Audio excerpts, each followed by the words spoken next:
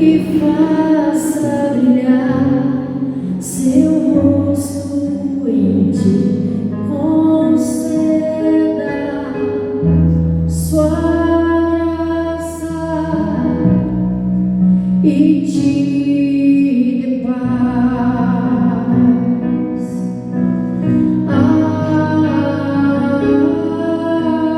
Amém.